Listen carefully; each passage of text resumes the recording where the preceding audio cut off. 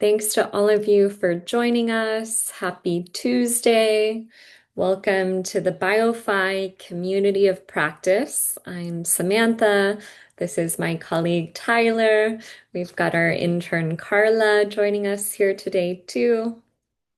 And the purpose of the BioFi community of practice is to cultivate and support a global community of practitioners who are designing, capitalizing, implementing, and evolving bioregional financing facilities through peer-to-peer learning and coordination.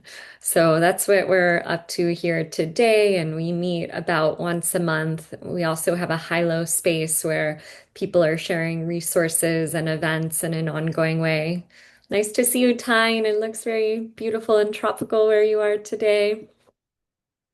And today I am so excited to introduce this community to Alexander Brave Journey Sterling. And I certainly feel that all of us here engaged in the work of economic systems transformation in some way are on a brave journey and will need a lot of bravery to continue on this journey. So I feel really lucky to have Alex with us to share about the beautiful creative journey he's on. He's bringing a financial institution to life that I would definitely consider a type of BFF. And one of the beautiful parts about Alex's work is he wasn't even really using the BFF framework when he was designing this. And I just want to name that when we developed the bioregional financing facility framework in the BioFi book, we were aiming to name a pattern that was already unfolding in so many places around the world, and to just put that pattern into words, into structure. And it's been such a joy since the book and the framework have come out to see all the ways people were already engaged in this work and how their unique life journeys and the unique bioculture of their places, and as we'll hear from Alex, the wounds and the destruction of their places and the needs that that has created informs how they're designing their bioregional financing facilities or place-based financial institutions.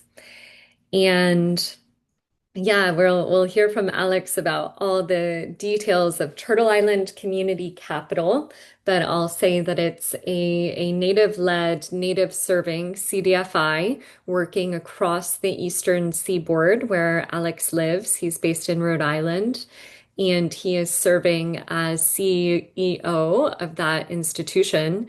And he's developed in a paper that he wrote a framework that is driving the theory of change and the structure of this CDFI. And he calls it Watershed Capital, a BioFi framework for regenerative bioregional investment.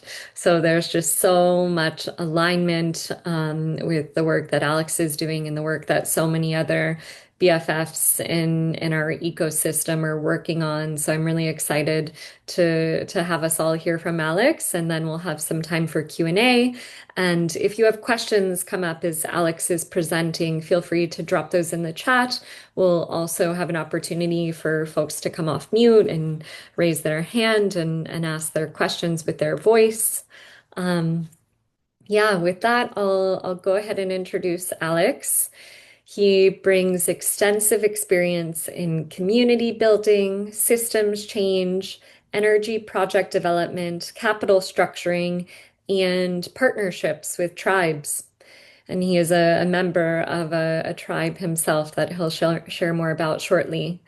And his prior work includes stints in the tech sector, academia, program oversight of more than 200 megawatts of utility scale solar projects, and leadership within a $135 million initiative now that is serving 14, or I guess this was previously, that was serving 14 Native communities. So he's worked across tribal alliances for some time now. And as I mentioned before, Alex lives in Rhode Island and is deeply committed to serving that bioregion.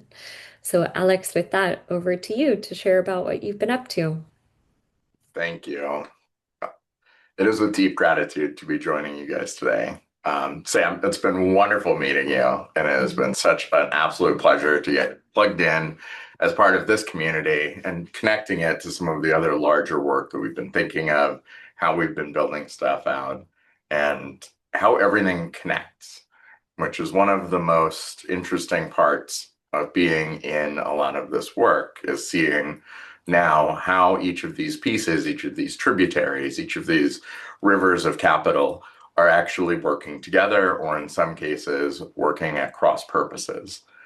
And in an unfortunate number of those cases, those cross purposes are leading to blockages in what we consider the natural flow. Capital dams, whether those are hyper concentrated investments in mega cap equities, or whether they're in stagnant donor advised funds, which have no requirements on distribution, whether they're on foundations that are sitting on huge pools of capital that could be moving into the community, or if they're just sitting in the private accounts of individuals who are beyond the level of absurd wealth that one would even consider possible for a species that had any sort of sanity to it. But before we dive all the way in, I want everyone to just close your eyes for a moment, and we're just going to take a breath.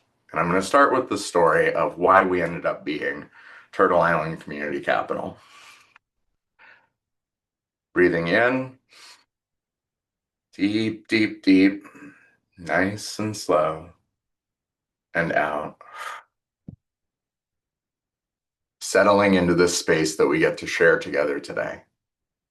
In again,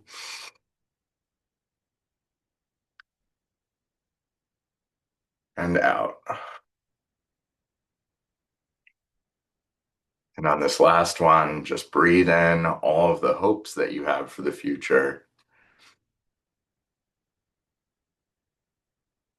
And breathing out all of the fears that are carried into your day.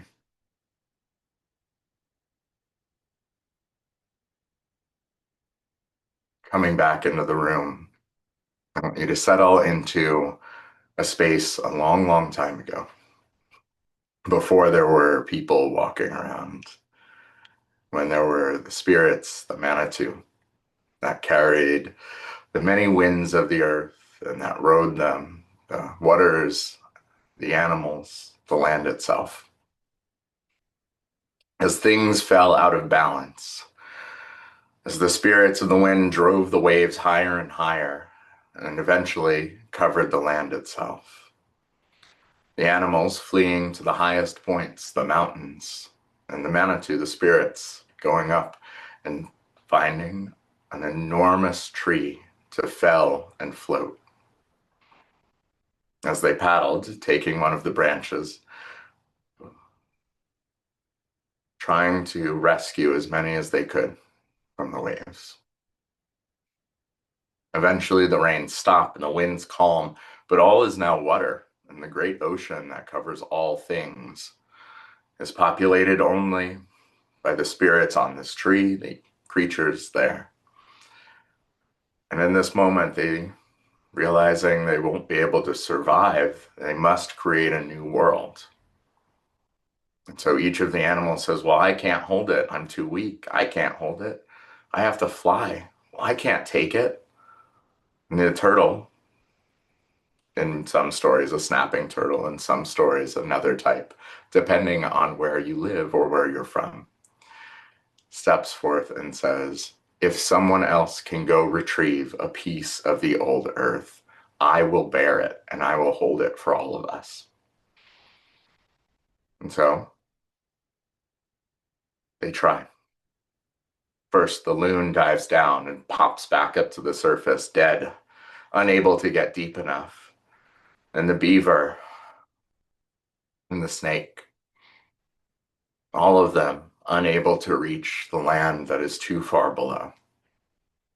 Until it is the humble muskrat and manages to get so far down there that in his unfortunate little body back up to the surface.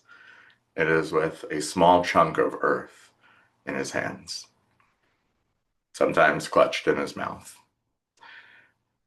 The spirit of that muskrat is woven into the earth that he brings, and as the land itself is planted by the Manitou, and it begins to grow on this turtle's back, expanding hour by hour, day by day. First, the badger goes out to try to see how long it has gotten, and he comes back a few hours later. Then the deer goes out to see how far it has gotten. He comes out a few days later. And finally, the wolf goes out to see how large it has gotten. And that's why the wolf always howls, because he's trying to find his way back home.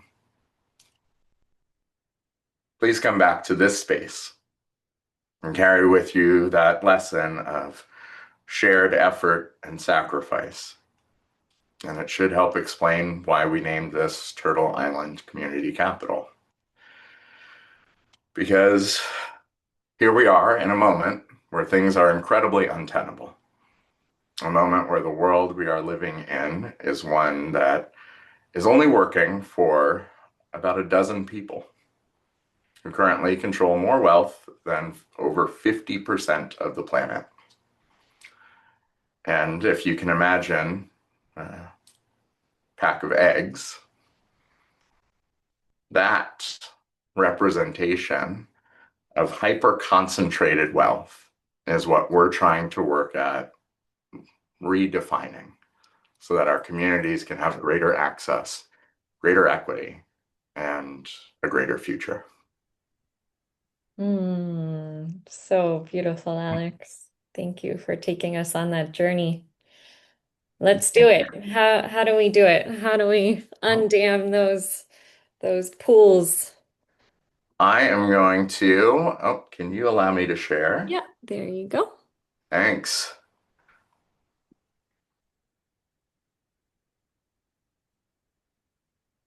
All right. You all see this particular manifesto in the beginning here? Yes, we can. Beautiful. This is sort of an operational method. There were several different conversations I was debating between having today, right?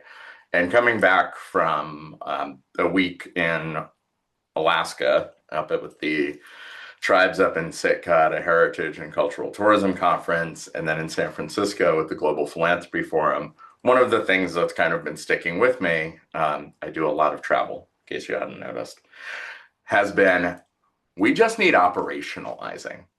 There has been so much conversation around what if, how could, maybe if, why don't we just, and to be perfectly frank, this is a moment that requires a lot more how to do it now and a lot less maybe we could do it someday.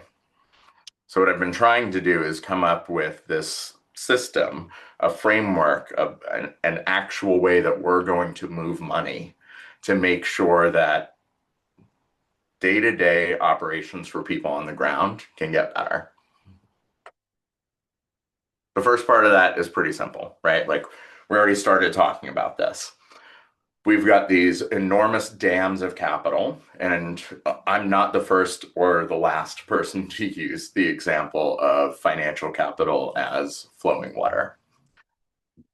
But I think in this moment, even I've taken it quite the wrong place. And instead of thinking of it as a dam somewhere here on Earth, it's almost like it's being hoovered up by some alien entity because that capital that is being held in these dams is no longer even accessible here on our planet, right? The financial systems that have been built are actually so alien to the way natural systems work, we kind of can't think of them the same type of way. We've got, 4,000 publicly traded corporations, give or take, and then there's over 30 million small businesses in the United States alone. Most of those small businesses, if any of you are or know small business owners, they always need capital for something. There's a expansion they could do. There's a leak in the roof. There's a problem with a vehicle. And if any of those investments could come through from people like all of us who want to live in communities that are supportive and thriving, then we could do that. But a lot of our money is tied up in our retirement accounts. And if you looked at your retirement account, you know that most of the things that it's invested in are probably mega cap public equities themselves.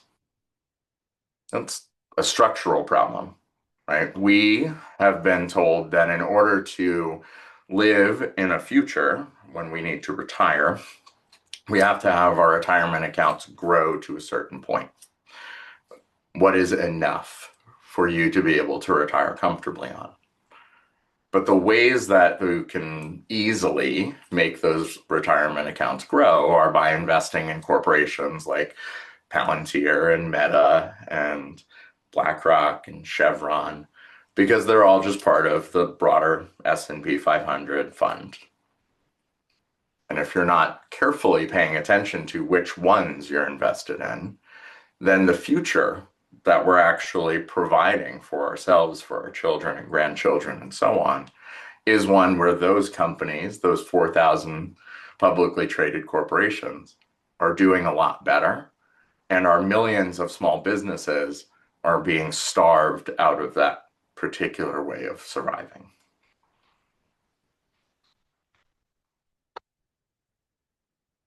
So why don't we just change it? That seems like a pretty simple solution, right?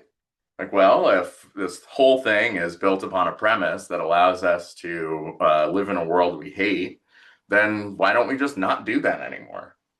Why don't all of the foundations just invest directly into their communities? And why don't we just take our 401ks and put them directly into our friend's plumbing business and that guy's HVAC company and some landscapers? And a lot of the reason that we can't, one, is because if you're a non-accredited investor, there are certain limitations on how you can invest in things, whether it's funds or different investment opportunities. And also this idea of fiduciary duty that applies to the trustees and to the management of things like donor advised funds, charitable giving, trustees for foundations. In the traditional kind of fiduciary lens, you've got different definitions of risk, right? It pays to have broad spectrum investment across a number of sectors so that in periods of market volatility, like, I don't know, somebody going off and starting a not war with a foreign continent, you have liquidity to be able to draw down and cover to make sure the assets don't decrease. You have a lot of hidden exposure in there because if all of those companies you're invested in, say, are reliant on the petrodollar for their valuation, and all of a sudden the world's global supply of the petroleum that makes that dollar valuable, you can have hidden risks within even a broad spectrum portfolio. That systemic fragility is the thing that we're applying here, right? We're saying just because you've got a broad spectrum investment fund doesn't actually mean you've prepared for the types of systemic fragility that those investments are creating. That capital stagnation and the downstream economic erosion or starvation are actually part of what should be considered in this risk calculation. And if it was, it would mean that fiduciary duty required looking at what happens to a nation, a state, a bioregion, a city, when those investments are only being placed into mega cap corporations that then create the conditions of harm in that community.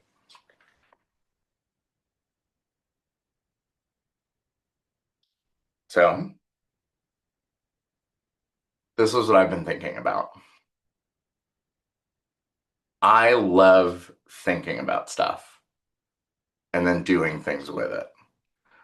Um, Call it a personal failing or a superpower, depending on which end you end up on.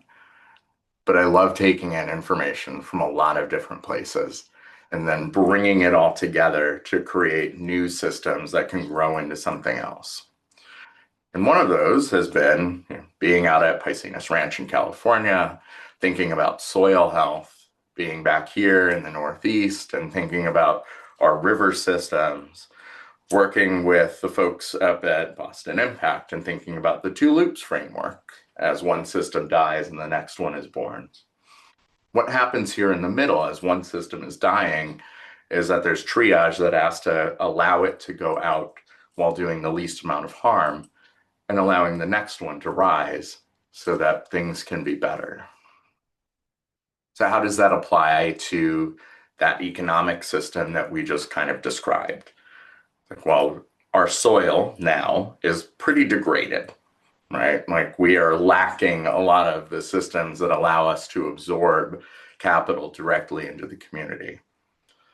So, at the base here, so we've got foundational capacity, right? Like, the soil has nutrients. What would those nutrients be if we were to apply this to a broader business ecosystem?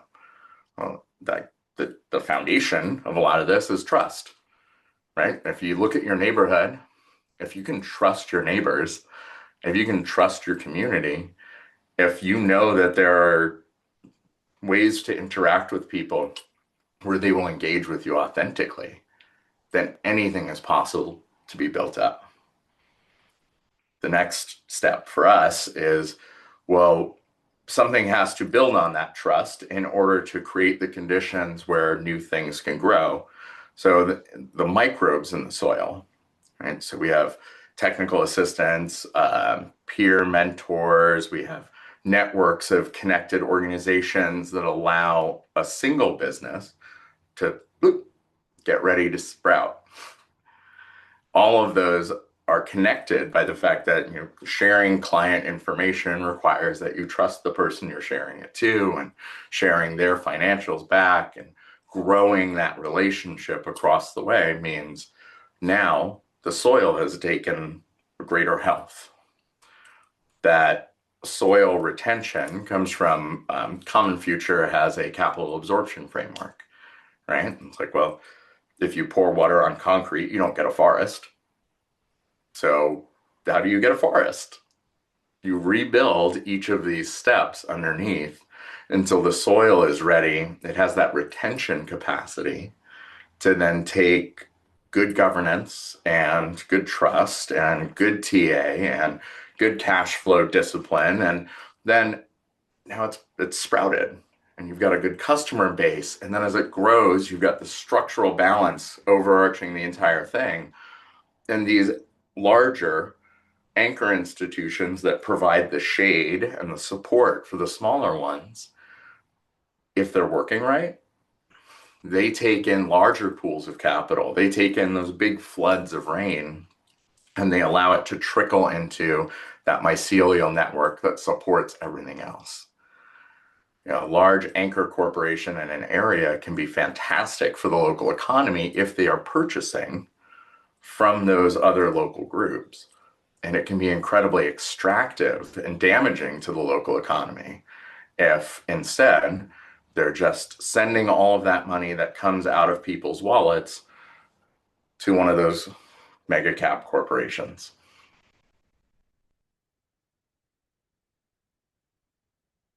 So, what are we going to do here? It seems like we've got several systemic problems that keep building on each other. And everybody knows everybody just needs money. But how do we make sure that money actually stays within the community and continues to go around and round instead of washing away?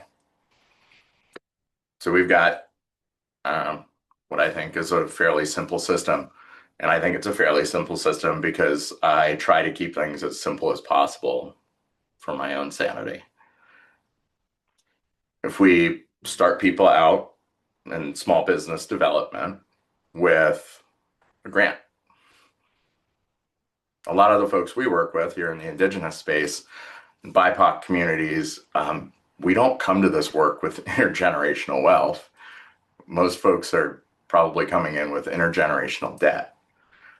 They might have medical debt that came from a parent or grandparent that's still hanging around, or they might have a lost home or car payments, predatory lending.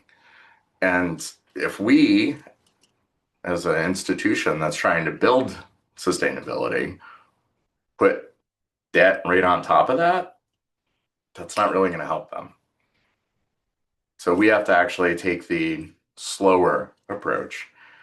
We take a grant and we give that to an organization, we allow them to start growing. We can set them up with, their business license or getting their insurance or getting their website set up, getting their first business cards, building the framework that allows them to get set up on QuickBooks, giving them the technical assistance to understand how all those little pieces fit together. And then we can give them a recoverable grant. It's a non-debt instrument that allows them to build. And then if they get to a point where their business is doing relatively well, they can pay that back and it goes back into the pool for the next group that's coming in. Now we've gotten them up to Fern, say, and then they're kind of ready for more of that disciplined growth and some regenerative low interest debt. Now we can get them to scaling. We're not in a community that doesn't have ideas. I'm really sick of people talking about our indigenous folks as, a charity case, because the type of resilience that's been required to hang on for 500 some odd years out here, to keep coming up with new ideas, new ways to survive, new ways to thrive, that's exactly what we need in this moment. We need to be working with those types of systems in order to build the new world that's going to work for everybody. Because without it, we're just going to keep getting flooded out. So this is the ladder. I kind of just went through it, but if we can get people stabilized, then we can get them activated, then we can get them growing, then we're expanding the ecosystem. Now we're reducing long-term volatility, right? If we're worried about the risk inherent in investing in a community that's routinely underbanked and underinvested, it's worth remembering that most of those business failures in those communities come from being undercapitalized, not from being poorly run. You can't financial literacy your way out of abject poverty. That's kind of just not how it works. And you especially can't do it in a system that is designed to extract maximally from you and from the lived environment around you. There's the great statistic, right? Indigenous communities worldwide make up about 5% of the global population and steward 83% of the global biodiversity. That seems like a pretty obvious connection, wherein we could go, well, why is that happening? And it's in part because the systems they're living within and continuing to thrive in aren't designed to be maximally extractive. Side note, if you ever hear the term market rate return, I want you to replace it in your head with maximum extractive return.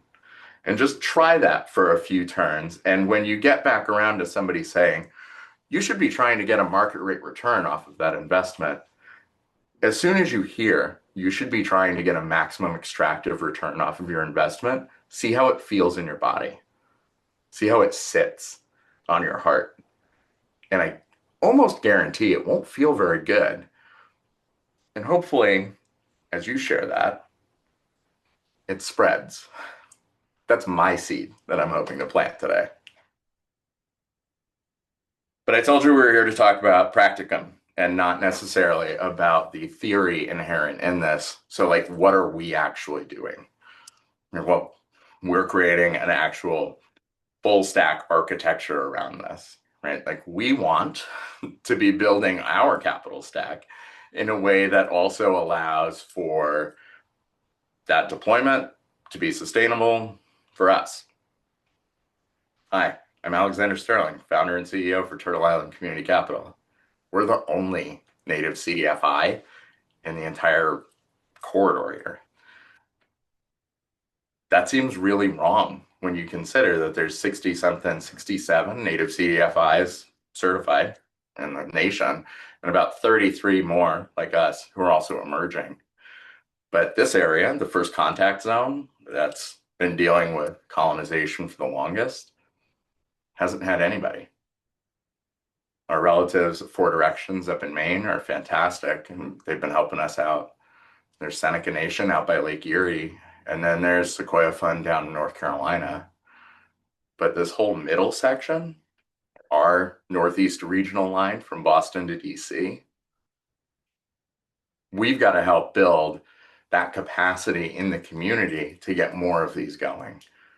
Because I'll be honest, I don't want to do this forever. I want to help people grow. And then I want to be able to turn over the keys directly into the community instead of having it all hyper concentrated. This is another area where it's like, what a radical idea. We have currently a huge region of opportunity. And instead of saying, you know what, we're going to lock this down and make sure that it's ours forever, I'm like, nah, man, I want a dozen other native CDFIs to spring up and help steward the next generation. But in order to do that, we need to make sure that our sustainability is baked in from the beginning.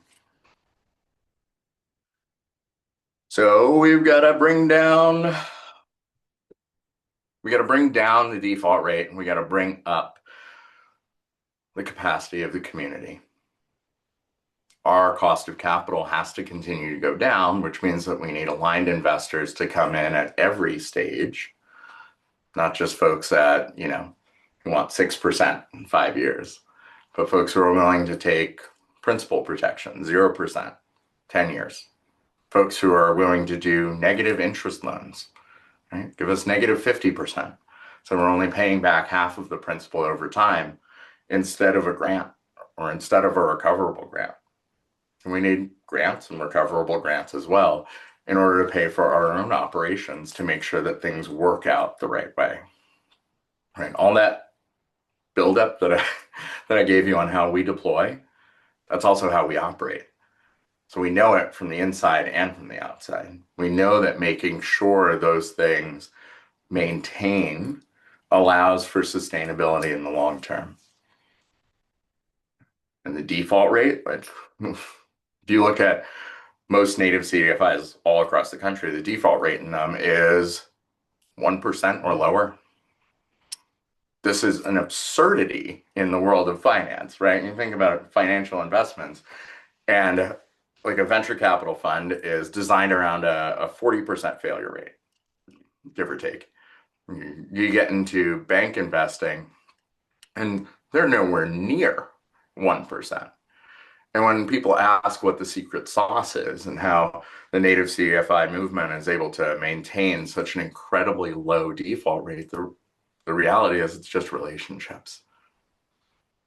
Not only knowing your borrower, but also knowing what drives them towards success, knowing why they're in this work, knowing what they want to do, knowing what they want for their kids, what they want for their families. It means that we can care at a lot of different places so that when they come to us asking for something, our answer isn't no.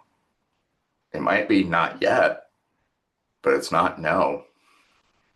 And unfortunately, most of the time people have found us, it's because they've already been told no a lot, like a lot. But we're trying to change that. We're trying to get out there more frequently and make sure that people are more aware of the opportunities for investment, both in us and from us, so that we can build that sustainability into the community directly. We're going to go back for a minute. Remember, I was talking about all those capital dams, the extraction, this big alien pool of money up here? If we think about each of those investments, right, there's hundreds of billions of dollars tied up in donor advised funds that is currently being used to invest in those mega caps, right? What does that money do? It's here, it's invested here, and if it's getting, a 7 or a, actually in the last couple of years, the S&P 500 did really well. So let's call it an 11% nominal return, maybe 16% if you did really well and you invested in the right tech stocks. But it never hit the community. So that money that's all up here in this, imaginary alien ship never actually rained back down into local economic circulation. If this was a donor advised fund, it never had to. If this was a foundation, then 5% trickled out. That was 5% of whatever the original asset value was, not 5% of the total value after the return.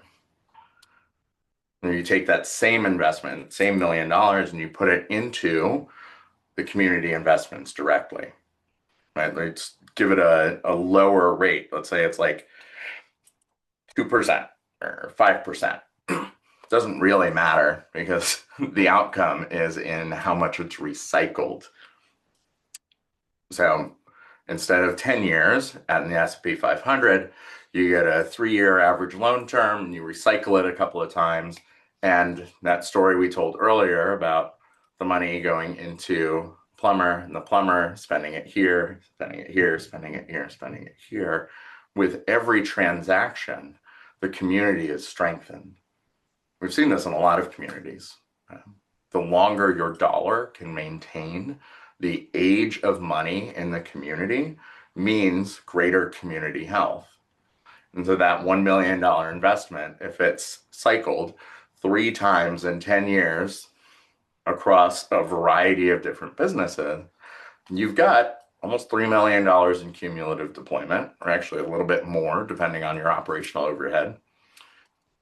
But that local and regional multiplier of every dollar you sent out got used 3 or 4 times before it came back. It's like almost $37 million. $37 million of direct impact into your local community from that initial $1 million investment because of the number of times those dollars get to go around if there's good capital absorption in that community. Now, mind you, like if it just goes to Amazon again, that's gone. So we have to have those anchor businesses, those small businesses that can make things possible in order for that absorption to continue rotating. And so here's where we work. We named it Turtle Island Community Capital because we want to be able to support all the way across Turtle Island, including our First Nations folks up in Canada and down into the Mestican lands in Central America. Current geopolitical things aside, it's challenging to work across borders that people have added on top of lands that used to be connected for legal, cultural reasons. But for right now, I stay close to home, relatively. My tribe, the Ramapo Lenape, are right there in that little corner between New Jersey, New York, and Connecticut. That's our traditional lands at the bottom of the Hudson, the river that flows both ways. And as the Lenape, the original denizens of Lenapehoking, now called New York City, well, you'll see on our investment strategy, there is a special investment pool just for folks in New York, because that's an area that I call home. Up here, we've got Mass, Rhode Island, Connecticut, New York, New Jersey. Our service area also extends to New Hampshire, Vermont, Pennsylvania, Maryland, Delaware, all the way down to DC. It's basically the northeastern regional line.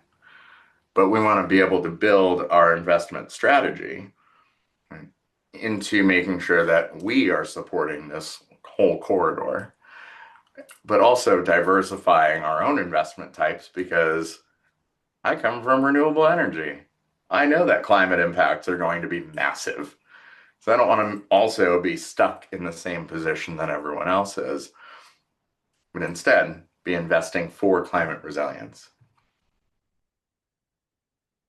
And then our urban indigenous zone down here in New York City, on all the way over to Queens, like having a dedicated portfolio allocation in this region specific to our urban indigenous population means that we can actually just design a new system that is intended to support folks who were displaced from their homes, from their cultures, from their communities, um, and dumped into the urban environment. This is a holdover from the residential school programs, and that is a whole other presentation. But to give you a very, very short picture of it, there's times called like the 60s scoop and prior, where Native communities would have effectively missions dropped on them. And the church has a lot to answer for in this area. But they would take children, Christianize them, strip them of their language, their hair, their traditional ways of being. There were awful things done to children in those schools. And of the very few, it was less than 30% or less than 10% who managed to make it to graduation. They were then dumped into urban environments far from home with whatever they had on their backs and whatever very limited amount of money they might have from work, labor, effectively prison labor, that they were doing at those schools. There were a lot of systems that got built up by Native communities and urban environments in order to take those children in and stop them from just succumbing to alcoholism and drug addiction and the pressures of urban life. But I think there's a lot of healing that needs to get done there. So that's what we're trying to do. We try to build our systems in a way that is not designed to continue that pattern of maximizing extractive yield. And like we, as a governance entity, have to work at making sure that our own systems are tight. And then we can build along with our advisory boards and our investment committee and each of our zones to bring folks in and say, what is working in your community? What do you need from us to do this better? How can we help? And at every stage, I think for everybody in this call, if the question we keep asking is how can we help, then we are going to keep driving towards a better and more equitable future broadly. And I don't think enough people are necessarily asking that question in the right rooms. Certainly not in Congress. I won't sidebar there right now. But this is what we did. You know, we've only been here for about a year and a bit, year and a half maybe. Um, it's a tough fundraising environment out there. We're still able to get over $600,000 in investments and commitments. Our weighted cost of capital is only like 1.6%, which means we're able to get stuff out the door. It's 3% currently in the lending pool. But if we can get loans out the door at under 9, under 8, under 7% to our native entrepreneurs, then they're getting actual regenerative rates that they can use. Like our par 30, par 60, we got zeros across the board. People pay us back. And it's in large part because we use a lot of that character-based underwriting. Like we're just out here trying it. We're doing the thing. Yeah. We've managed to work with almost, actually at this point, we're over 40. That's old data. We're over 40 entrepreneurs that we've been able to work with at various stages. We've got a lot of time to grow. And I'm really excited to see where this seed that I planted back in 2024, just after the election, is going to be able to grow too. But now, how do we do it? We get catalytic participation, we get the DAFs involved, we get the foundations involved. You know, we need first loss tranches, loan loss guarantees, recoverable grant pools. anything that can get out the door and do that community stabilization, right? And then there's the 1 to 3% yield, right? Instead of folks investing in public equities, how can they invest in local communities? And then now we've got all of these avenues for getting capital out the door. So how can we continue to do it? How can we continue to make it a smart way of doing business for everybody?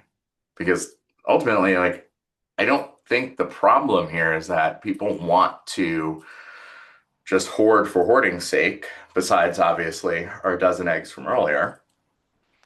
I think it's just trauma and fear. I think it's this idea that sits in all of our heads about money, which is that enough hasn't really been well defined. You know, if you ask people how much they need in order to feel comfortable, and the answer is usually just a little bit more. So somewhere in our hearts and in here, there's a concept of enoughness that if we were able to have, I don't know, this is a crazy thought, social safety nets that actually work for people, maybe ones that were taxpayer funded, then this concept of enough might actually be a lot easier to explain. I mean, it isn't all on the individual. It isn't all on the one person to have just a little bit more for retirement. So, Beautiful, Alex.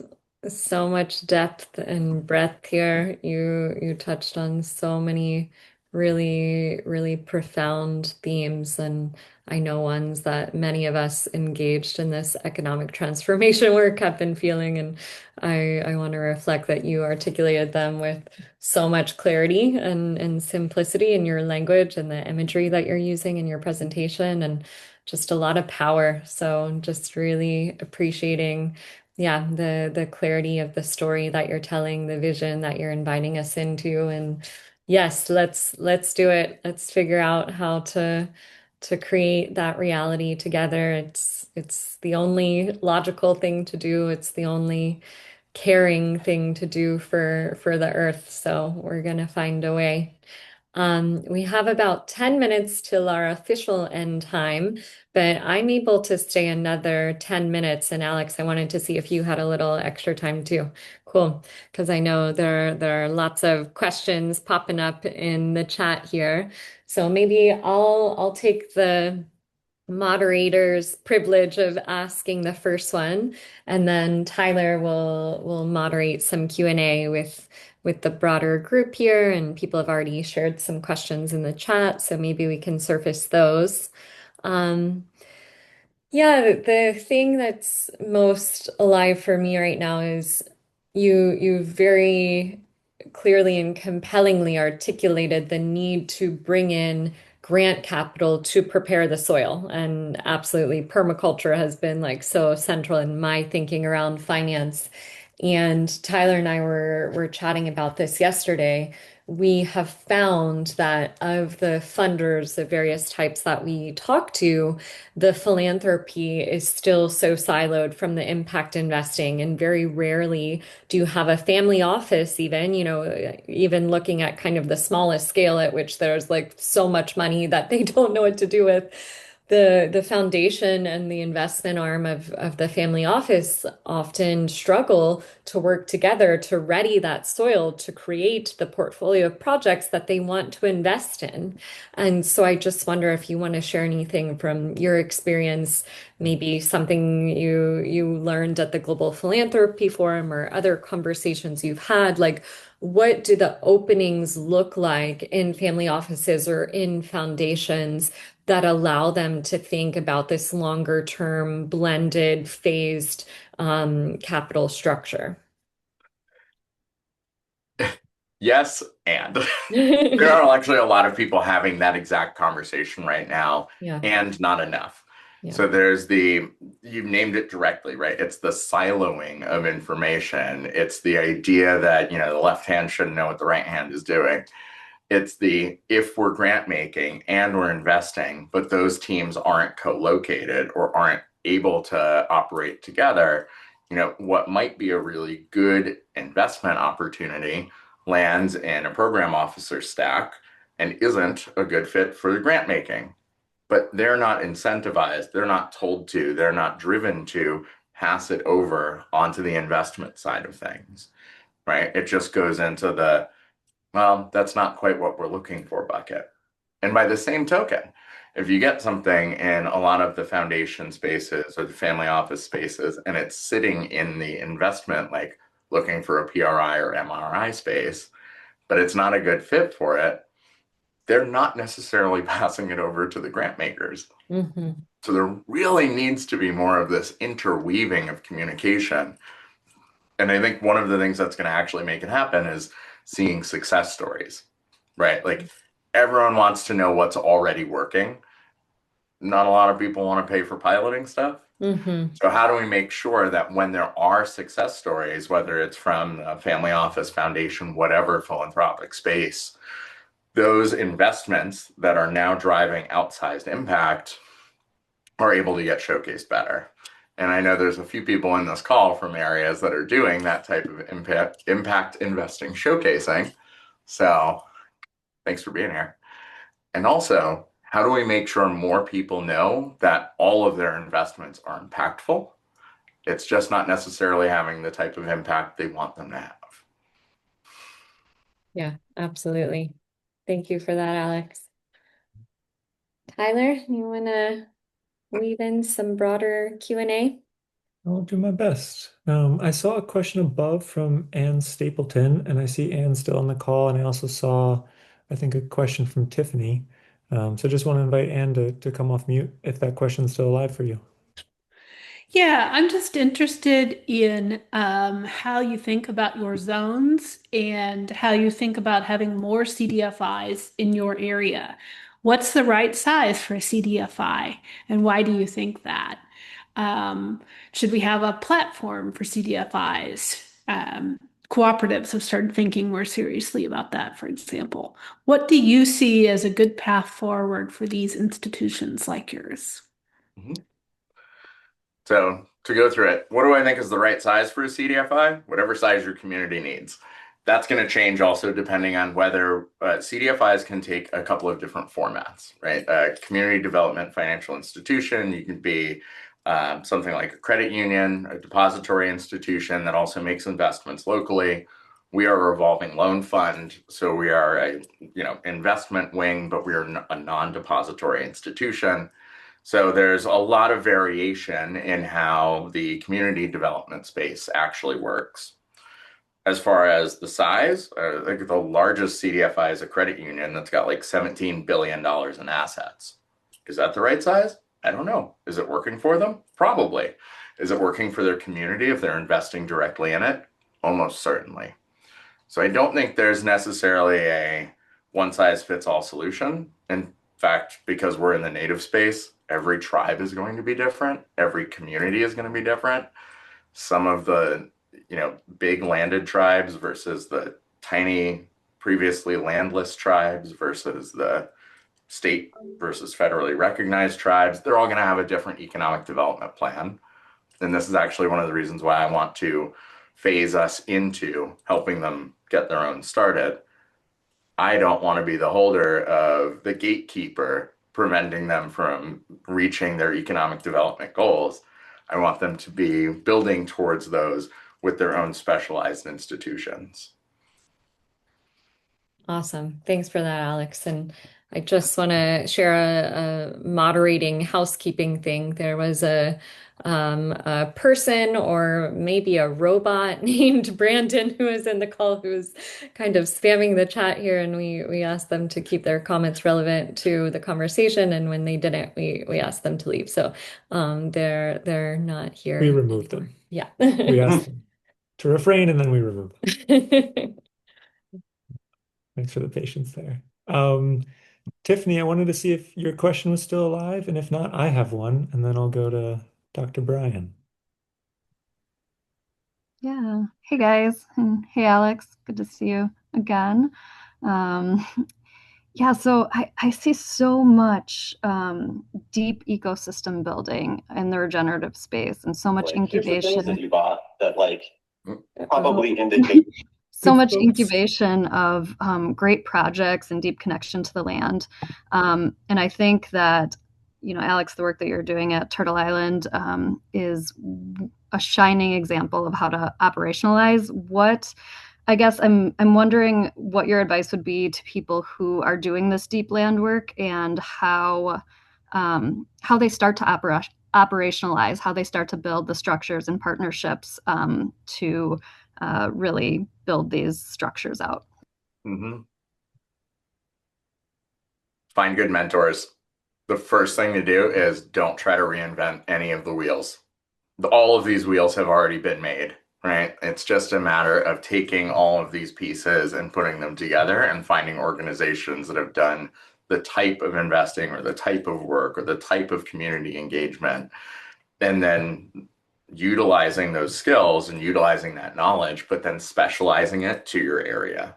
I mean, this is one of those places where like the one hat's not going to fit everybody, but if you have the shape of a hat, you understand what you need to put on your head to keep the rain off. We don't have to continue to utilize the old methods, but what we want to do is take the learnings from them and move forward. Part of that is going to be finding the ours was Oista. They're fantastic. They've been really good mentors for us in order to get started up and to learn in this space. For Directions, like the folks up there, were great mentors for helping us get started and building out in this space. Nectar Capital here in the Northeast in Massachusetts and Rhode Island, like they were great mentors in helping us getting started in this particular space. And at every step of the way, like we've made friends, we've made those connections, and now I'm hoping to be able to, at one point, take the big book that just says, here's how I started a CDFI. And when somebody comes up and says, how can I do this too? I just go, you're going to be reading for a few months. Here you go. And here's the money you need to do it. Here you go. Yeah, your paper is a really good start at that, Alex. So thank you for getting so much of what you've designed so far down in that way. Thank you. And can you guys share that actually if anybody is interested in it? Yes, and are you open to us also sharing your slides? There was a Mhm. request. Okay, we'll send that around to the folks that came and also those that registered and weren't able to come. Mhm. Yeah, and for the folks who didn't catch the message, we'll stick around for another 10 minutes here and do some more questions. But if you do have to go now, thanks so much for coming. Samantha put some links up above in the chat, and we'll share out the recording and the presentation and the paper on Hilo. But I'm going to keep it going with my question, then I'll go to you, Dr. Brian, after. Thanks so much for this, Alexander. You meant you had a really powerful point about that circulation and that multiplier effect. And I'm curious what you all yourselves at Turtle Island Community Capital are doing, or what you're seeing others are doing out there to help weave those relationships that create that circulation in place. Because it seems like you're still working at such a distributed geography, and with 30 entrepreneurs or 40 entrepreneurs, that's a lot of territory, and it seems like there's a lot of room for that capital still to get siphoned out. And so Mhm. I imagine in very close-knit, particular indigenous communities, there's just that relational understanding of who's doing what businesses and how they can be supported. But as you all think about your portfolio, what are you all doing? What are you seeing done that you're excited about? One, I hold all of that information up here. It probably drives everybody else around me insane. But as a network weaver, if you ask me like who is doing this thing in this area, I will probably be able to tell you. Mhm. Mhm. The fact that it's not in a CRM system drives my operations team a little bit crazy. We're working on that. But one of the things that we do particularly is we host a series that we call our Native Impact Nights. So in order to bring regional folks together, we've done them so far in Boston, Providence, New York City, and then we've got one in Southern Rhode Island coming up in a couple weeks. anybody's in Rhode Island, 4/1, April Fool's Day, we will be at the University of Rhode Island with their Native American Student Organization, Tamaqua Museum, and the Innovation Lab from URI. What we do there is we bring people together and we literally just start with dinner and we have people meet each other wherever they are, wherever they're at in their business or in their life or in their moment. Because Indigenous communities, we always start with food. Food is the heart of how we communicate and share care with each other.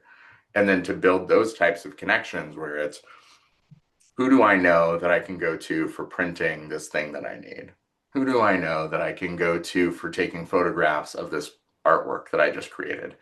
Who do I know that is hosting a community gathering and I could be a DJ at, or I could play with my band? In order to have those types of connections, we have to provide the convening space for those people to meet first. So that's literally what we did. It was an iterative design process. We're like, well, in order to get all these people to know each other and spend money at each other's places, we just have to bring them together first and then allow them to showcase the work they do, the ways they are being successful, or the ways they need something. And that way we can kind of see those connections grow. And then when capital is flowing into one of those parts of the community, we also know that it's going directly to the other ones. You know, if we hook up our caterers with a sustainable agriculture farm and we hook them up with a dude who owns a truck, all of a sudden, this is like a little supply chain triangle that is now working to keep that money flowing around. And the only time it's going out is when like they have to get gas at a gas station. And it's like, okay, that's a relatively minimal drip. But if somebody we knew owned a gas station, all of a sudden we could plug that drip. So that's what I'm thinking about it. Thanks so much. Dr. Brian, over to you. Great, thank you. And Alexander, great presentation. It's wonderful to see such capacity building. We've been working on both sides of the Pacific with coastal communities to really regenerate life in the ocean, in seas and soils in our efforts. And, you know, one of the real challenges has been on the governance side of things. And I'm just curious about your journey. You know, I've studied sociocratic circle method for a couple of years. We've got some examples from the Pacific that include Audrey Tang's work on modern polity, pluralism and plurality at the nation state level.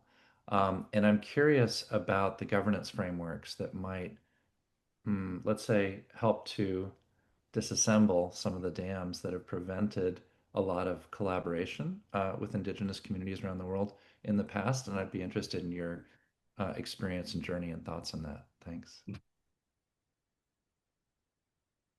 So one of the things on the policy side, like obviously right now here in America, we're in an incredibly challenging moment for anything related to policy work, right?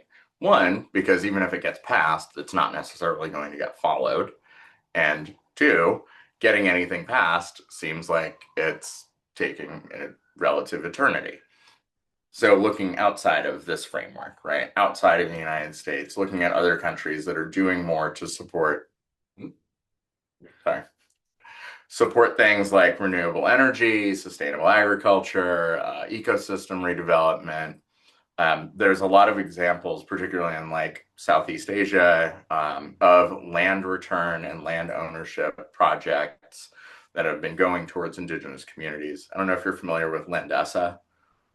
No, definitely check them out. One of the things they do is they only move into an area when there is political will, when there's like a government request for their type of services, and then helping to utilize some of their past experience in creating those, it's like either cooperative community land ownership structures so that Indigenous communities in that area can have governance control over, you know, mangrove forests or the resources available to them. That way they're not getting displaced, those resources aren't getting exploited, and the community is able to stay in an area that it's been occupying for thousands of years. But again, that requires the political will, and the organization I mentioned only moves in when there is that political will to actually support moving forward. We don't have that here. So in order to have that here, in the theme of operationalizing, what are we going to do about it? Well, yep, being active in your direct community, right? Like the school board, crazy important. The far right realized that a long time ago, and they paid people to just take over school board seats. And now we have a lot of problems with our education system and the people who have come out of it. Your local controller's office, the people who run for those offices that are frequently unopposed, making sure that there is an idea of bioregionality or an idea of working collaboratively in those offices can make a huge difference. Because then instead of somebody just rubber stamping natural gas pipelines or projects that are extractive, you can have somebody in there who goes, maybe we should take another look at this. Being directly politically active in your community, knowing your neighbors and making good connections and trusting them is going to be the thing that gets us through this moment and gets us out the other side into a thriving world. We can't put our heads in the sand on this one. We really can't. And it's not going to be the getting out and marching that just does it. It's going to have to also be working in the systems to keep them from totally collapsing around people who really need them. Can you identify any bright spots in terms of local organizations and the way they're governing themselves? Mm-hmm. I'd say the shift from strict hierarchical governance to things like the Boston Ujima Project, which is using a much more democratized model of investment. There are actually quite a few co-op investment, either funds at this point or investment strategies that are being governed in a way that allows for folks from the community. Jessica David here in Rhode Island has the Diversified Community Investment Fund. I think it's the first one in the country, which is built around having access to generational wealth and also access to power in controlling that investment from the community itself and not from a top-down approach. Wonderful. I look forward to reading more. Thank you so much. Mm-hmm.